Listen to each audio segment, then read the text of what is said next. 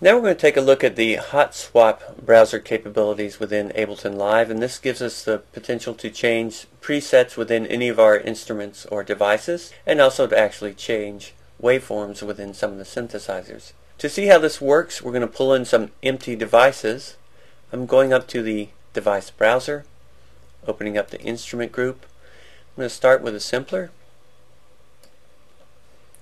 then an impulse drum machine, and a full drum rack. I'm going to go ahead and delete these other tracks here, and we'll start with a sampler. So I'm going to arm it for recording, and as I play my keyboard we hear no sound because there's no waveform in here. We're going to go into hot swap mode here. You can see it has the same icon as there. By coming from here, I'm saying let's go into hot swap and look for presets for this current device, which is the sampler. And I'm going to come down to the synth category and then the bass folder, and notice we're staying in hot swap mode. I simply double click on a preset and it's loaded in with a waveform and all the settings. Now notice we're still in hot swap mode. I can double click another preset and check it out. And again.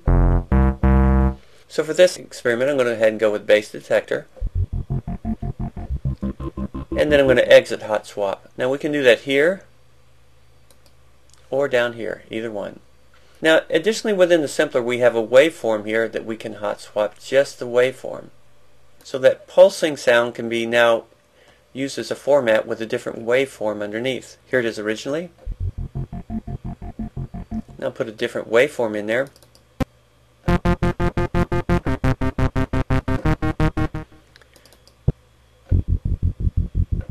So we keep that pulsing design of this preset, but we're changing out the waveform to find different sounds that might work for us.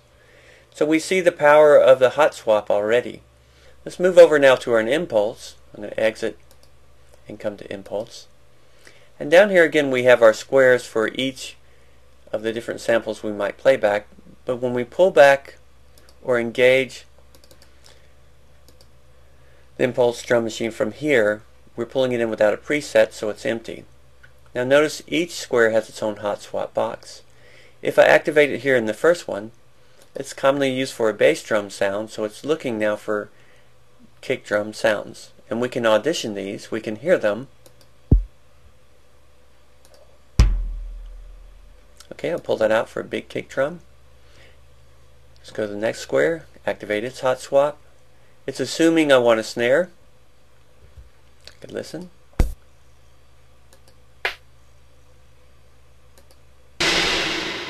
Okay, so I'll pull that over.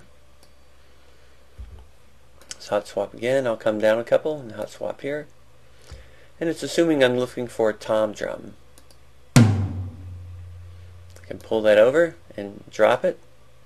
Or another way to do it is simply double click as we've seen before. Let's grab another tom.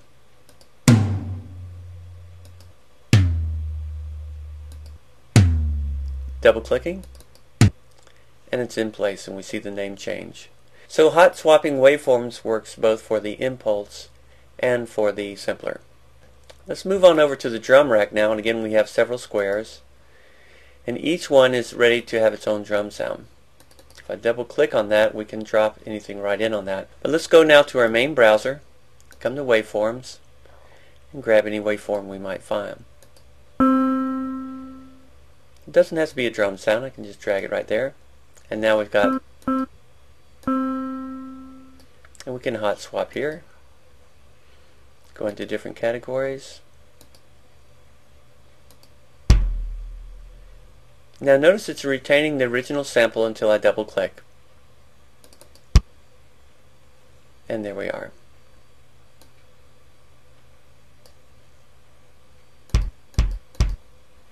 Okay, so we can hot swap within the drum rack, within the sampler, and within the impulse. Now let's look at what happens if we pull in an audio effect. Go back to the devices, pull in something like a reverb,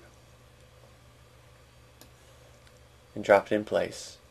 And notice we have the hot swap icon here. As soon as I activate that, it goes to the reverb section for us automatically, and we can get to several presets.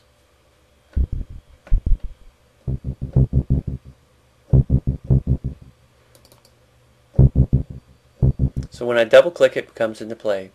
Let's switch over now to our impulse